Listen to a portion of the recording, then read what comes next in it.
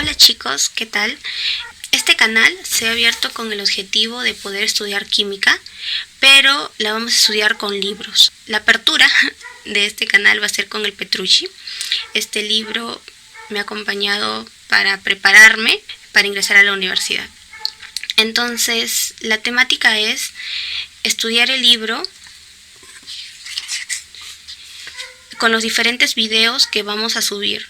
Cada video va a ser un capítulo. Si el capítulo es un poco extenso, vamos a dividirlo en dos. El objetivo de esto es que ustedes, cuando quieran entrar a la universidad, ¿no?, y se preparen en una academia, ya sepan diferentes tópicos, ¿no? Creo que si resolvemos todo un libro, sí o sí les va a venir en su examen de admisión, para que aprovechen su tiempo, ¿no?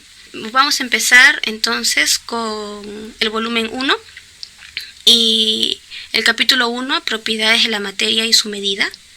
Y bueno, vamos a ver si llegamos al volumen 2. ¿Qué es la química? La química estudia la materia. ¿Qué es la materia? Es todo lo que ocupa un lugar en el espacio. Hay diferentes campos, ¿no?, donde la química se puede desarrollar. Por ejemplo, el desarrollo de nuevos materiales. Ahora, con todo esto de los celulares, necesitamos materiales que sean más conductores. Otros materiales como la fibra óptica, pilas solares, ahí interviene la química. En los nuevos fármacos, las vacunas que sacan, las pastillas, diferentes medicamentos, también ahí está metida la química. ¿En cuál más? En la bioquímica, ¿no? Por ejemplo, la bioquímica estudia la química pero en seres vivos, ¿no?, las reacciones que hay. Entonces, la química está en múltiples campos, ¿no? De acá hay más todavía, ¿no? Tenemos la química orgánica y la química inorgánica. Ahora vamos a estudiar el método científico. El método científico.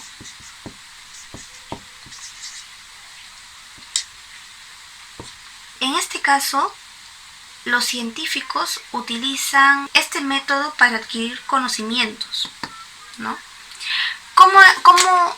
¿Cómo se desarrolla el método científico, ¿no? Lo primero para seguir estos pasos es la observación. Un científico lo primero que hace es observación. Es observar, ¿no? Cuando tú observas y ves que hay un patrón de comportamiento, ¿no? ¿Ves un patrón de comportamiento? Lo que vas a hacer es sacar una ley natural. ¿Qué es una ley natural, no? Son proposiciones concisas, ¿no?, que frecuentemente se describen con una forma matemática. Ahora, para probar esta ley natural, lo que vas a hacer es una hipótesis. Entonces, ¿cómo es tu hipótesis? Lo primero que haces es hacer un experimento. En este experimento que tú vas a hacer, tú vas a tener tus variables controladas, ya sea diferentes variables, ¿no? Presión, temperatura, de repente tu velocidad, ¿no? Entonces, este experimento va a hacer que tú compruebes si tu ley natural es verdadera o falsa. Entonces, la conclusión de la ley natural con los resultados del experimento, si son iguales, tú vas a decir, ah, ya. Entonces, esto es una teoría. Entonces, estos son los pasos, ¿no?, del método científico. Ahora, no podemos decir que una teoría ya es una afirmación absoluta, porque, por ejemplo, tú puedes decir ahora que esa teoría sí, es verdadera, pero pueden haber diferentes estudios después que te hagan, que refuten eso, ¿no? Por ejemplo, Copérnico, ¿qué dijo?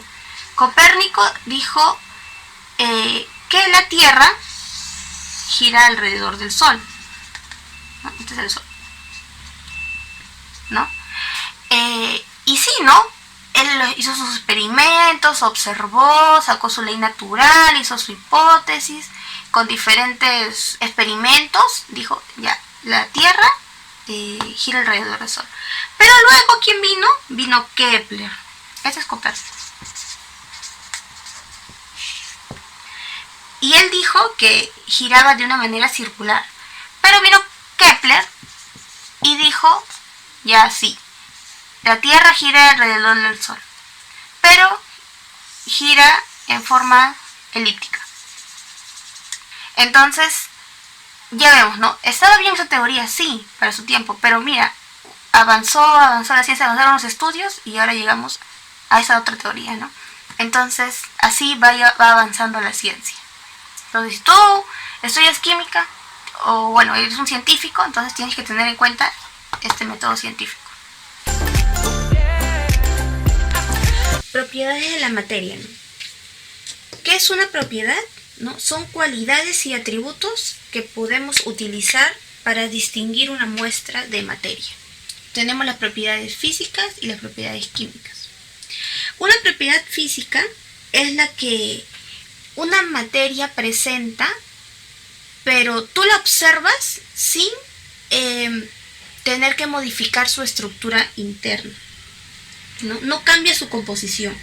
Por ejemplo, si tienes un pedazo de cobre, sale el cobre. Tú lo que puedes hacer con este cobre es cortarlo. Lo cortas, ¿no? Y tú dices, ya, este cobre es maleable. ¿Por qué? Porque lo separas en láminas delgadas, ¿no?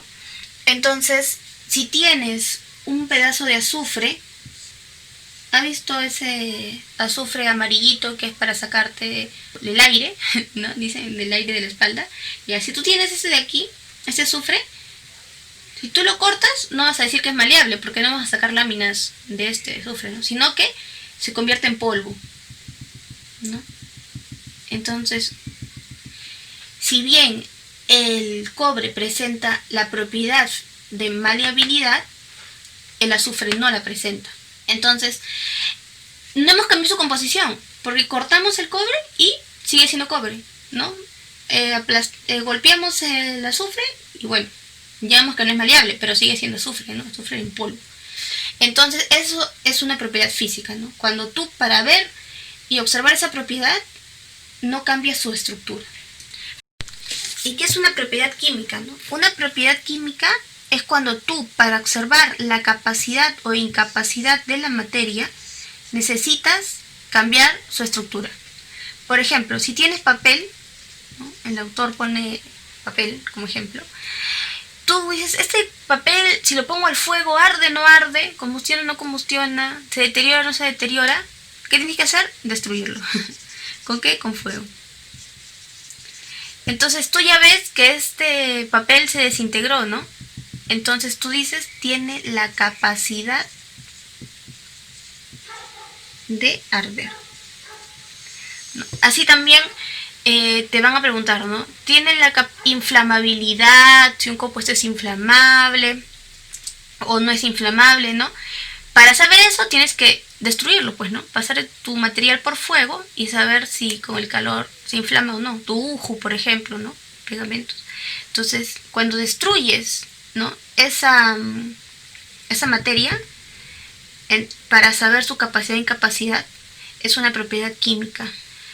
Si tienes zinc, por ejemplo, zinc es un metal, y lo pones en ácido clorhídrico, ya está la plaquita de zinc, y todo esto de acá es HCl. Entonces tú dices, ¿es inerte, no es inerte? ¿Tiene la capacidad de reaccionar o no? Ya, cuando tú haces tu experimento, este zinc ya no va a ser zinc sólido, ¿no? De este zinc luego va a pasar a zinc más 2. Entonces tú vas a decir, bueno, tiene la capacidad de reaccionar con el hidrógeno, porque al final, bueno, este hidrógeno se convierte en hidrógeno que va al aire. Entonces tú dices, tiene la capacidad de reaccionar, ¿no? Este sí. Ahora la transformación física, ¿no? La transformación física ya lo hemos dicho, ¿no? ¿Por qué? Porque tú cambias la materia sin cambiar su composición. Porque tú, al comprobar la propiedad física, no cambias la composición. Y en una transformación química sí acá hay sí cambia la composición del material. Y en tus exámenes de admisión te va a venir así, ¿eh? Te va a venir si la inflamabilidad es una propiedad física o química, ¿no? La acidez, la maleabilidad, propiedad física, propiedad química, ¿no? La tenacidad, la dureza, etc. Clasificación de la materia. La materia está compuesta por átomos. Los átomos son las partes más pequeñitas de la materia. Existen 115 átomos en total. En el esquema que ha propuesto el autor, vamos a empezar definiendo compuesto, elemento, mezcla homogénea y mezcla heterogénea. No, un compuesto, ¿qué es? Un compuesto es una molécula que tiene dos átomos diferentes. Por ejemplo, la más conocida, el agua, la sal, cloruro de sodio. Un elemento, una molécula que tiene átomos iguales, ¿no? Por ejemplo, el hidrógeno, ¿no? El oxígeno, ¿no? etc. El yodo. Una mezcla se dice que es homogénea cuando es uniforme, ¿no? No ves diferencias. También se le puede llamar dilución. Por ejemplo, en un vaso con agua, diluyes bien la sal, ¿no? Entonces esta solución salina es una mezcla homogénea. Pero por ejemplo, si vas a la playa y en tu baldecito llenas el agua de mar con tierra, vas a ver dos fases, ¿no? Es una mezcla heterogénea. Aquí también en la mezcla homogénea puede decirse que es el aire, ¿no? El aire que tiene nitrógeno, oxígeno, etc. Entonces, empezando desde la primera pregunta, dice, ¿puede separarse por un proceso físico? No. Si la respuesta es sí, entonces es una mezcla, ¿no? Ahora, esta mezcla es totalmente uniforme. Si la respuesta es sí, es una mezcla homogénea, ¿no? O dilución. Si la respuesta es no es totalmente uniforme, es una mezcla heterogénea.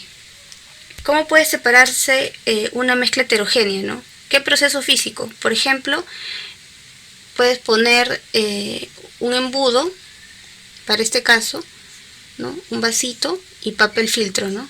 Entonces, si tú añades esta solución de mar con arena, la arena va a quedar en el papel filtro y acá va a pasar el agua, ¿no? Este es por filtración, un proceso físico, ¿no? ¿Cómo puede separar una mezcla homogénea? Por ejemplo, si este vaso que contiene agua con sal, puedes realizar una destilación, ¿no? Evaporar todo el agua, ¿no? Luego condensarla y ahí abajito te va a quedar toda la sal, ¿no? Entonces es la destilación. Son procesos físicos. Ahora, ¿puede separarse por un proceso físico? Si la respuesta es no, es una sustancia. Si hablamos de sustancias, hablamos de compuestos y elementos. Si puede descomponerse por un proceso químico, es un compuesto. Por ejemplo, el agua, ¿no? El agua, dos moléculas de agua se descomponen en una reacción, ¿no? Reversible. Tienes el ion hidronio más hidroxilo. Y la sal también se puede descomponer. Una reacción iónica más cloro menos, ¿no? Ahora, Si no puede descomponerse por un proceso químico, entonces es un elemento. Aquí ya se necesita energía nuclear, ¿no?, para poder separar dos átomos, ¿no?, de hidrógeno. Igual. Entonces, esta es la clasificación de la materia.